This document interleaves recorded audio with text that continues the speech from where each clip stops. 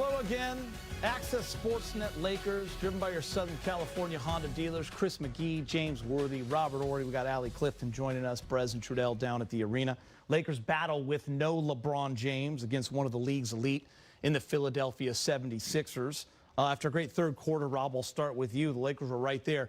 Just couldn't get it done. Just didn't seem to have enough tonight. They battled. They competed. They had 4 guys go over 20. But in the end, Sixers too much. We talk about, starting the game out good, which they did, but the second quarter hurt them. But they played a great second half of this game. They battled. They went out and played very well. Dwight Howard had 20-plus points. It was like they had 4 guys with 20-plus points. So that's what you have to look at, and think about it. They did this without AD, without LeBron. They went out and played one of the best teams in basketball, probably the guy who's going to win MVP, and they didn't back down. So I'm very proud of how they played. They played extremely well. They moved the ball very well. But at the end, I think it was just too much Philly getting to the free throw line and too many turnovers by the Lakers. Yeah, Philly 22 of 28 from the free throw line tonight. And the Lakers only 62%. They missed. They were 10 of what? 16, yeah. 10 of 16. So they missed a few. But you look at the other categories. The Lakers shot the ball just as well as Philly did. Yep. They got the assists. They got 11, I think, offensive rebounds. And, kind of what I see is, the minus the loss, I see the making of, like, if they can trust how they've been playing. Johnson, the way he started the game. I hate they took him out. He was hot. Why did they take him out?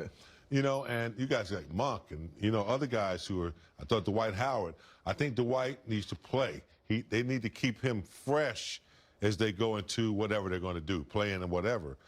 So all the things that we talked about maybe a month ago, when are they going to find some synergy? I think they're starting to find it. Good game against Philly tonight without LeBron knocked down some free throws. It might have been a different outcome. Yeah, I mean, every statistical category, the Lakers were right there. They outscored them in points in the paint. They were -2 in fast break points, +3 when it comes to threes. But like you said, when it comes down to that free throw line we talked about in the pregame show, the Philadelphia 76ers, that's what they do. James Harden, 9 of 10. Embiid, 8 of 12. So right there, you're talking 17 of 22 just for those 2 guys. So they were +12 in that category. Rob, the Sixers, listen, they didn't overwhelm you tonight. They didn't look great, but they had enough, right? Yeah. You had 4 guys over 20 when you count Tobias Harris, James Harden, Maxey, and of course Embiid. Yeah, they got pretty much a big 4 if you look at that crew, and they all showed up tonight. And I think when you watch a team like the Philadelphia 76ers, who's going to be contending for the East title, they looked at the Lakers and said, oh, this is a wounded duck. And they didn't come out with the energy like they normally do, because if you watch this, Embiid looked like he was stuck in mud. James looked like he was stuck in mud. The only one that looked like he wasn't was Maxey. And Maxey is one of these guys who probably could get most improved if you give him a little love. But this Sixer team is a really good team.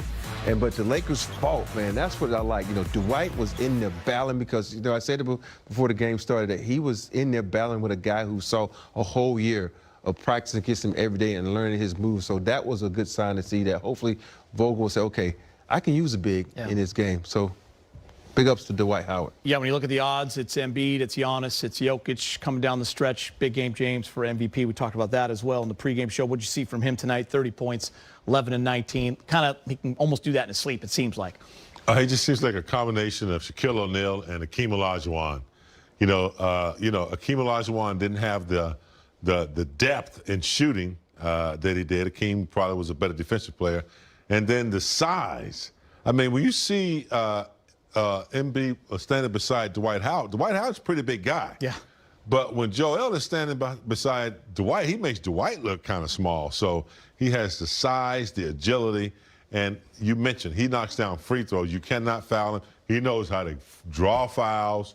And the thing about Philadelphia, the Lakers used to be like this. They were, some nights you're just not going to have it all a full tank, but you can win because you're that good and your synergy's there. They've been playing well all season long.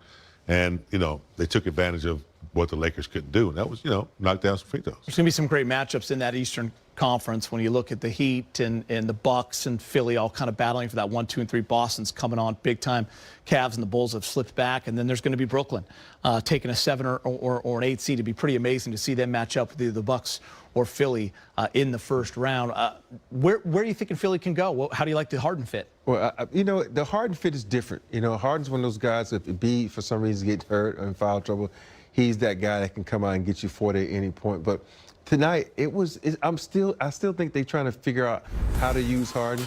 I know Maxey loves playing with Harden because when Harden gets off the ball, Maxey can do his thing. But I think the odd man out is Tobias. Even though Tobias had 20 points tonight, he's one of those guys who doesn't get an abundance of shots, but he has to make sure the shots he knocks down.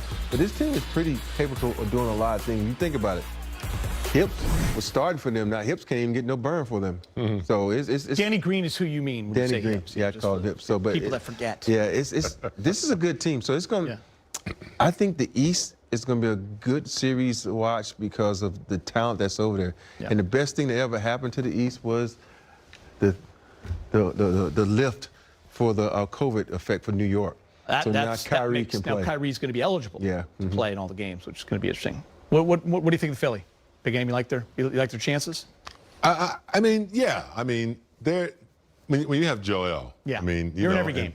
And the coach Doc's been there before. He'll be able to, convey to them what's needed. And I like Maxey and I like Tobias. They have a really good supporting cast. I don't look at Harden move exactly as the Westbrook move, but it's similar situation. He's in a situation now that, he's on a team that potentially could win a championship. So how does he make the adjustment, after being on other teams that, hadn't been able to get there? And, he can shoot off ball. He can play off ball because he can shoot, but he's kind of in that same scenario. How am I going to fit in to make it blend so that they can have the team that they need, to progress in the playoffs? Lakers definitely had some guys, as we focus on them now, who stepped up in the absence of LeBron James. We know Anthony Davis is not back yet. No THT as well with that ankle. Lakers had 4 guys score over 20. Malik Monk off the bench. Russell scored over 20. Carmelo Anthony off the bench. And then, of course, Dwight Howard. He got the start, Rob. And I know you were happy about that. Look at his performance. 24 points in 28 minutes. 9 of 14. 6 of 9 from the free throw line. 8 rebounds. And a block and a steal. And here's what we love about Dwight. We talk about it all the time. There are going to be games, and they might be consecutive games. It could be a streak of 3 or 4 where he has DNPs. Yeah. Matchups aren't there. But when his number is called, like against an MVP like Joel Embiid, he shows that he still has it. He still has value. Yeah, he has a lot of value because he's smart. He's one of those guys that can, like James, like says, muck it up on the inside. But he's not afraid of the moments. Mm-hmm. He's a great rebounder. He causes a lot of havoc in there. And sometimes you need a dog in there that's going to, knock down shots in the paint, knock down players on the opposing team in the paint, and just be a force in the paint. And that's sometimes what's forgotten about how much of a force he can be for this team. It's just being that intimidator in the paint. Yeah, I mean, I know lineups, deny certain players from playing sometimes. I still don't believe in it. You know what I mean? Yeah, I think a guy like Dwight with the experience, you got to keep him fresh.